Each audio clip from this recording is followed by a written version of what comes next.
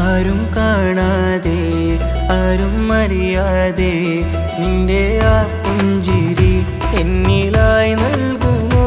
കണ്ട നാൾ തൊട്ട് ഞാൻ നിന്റെ ആ പൂമുഖം എൻ്റെ ഇടനെഞ്ചിലായി എന്നും ചേർത്ത്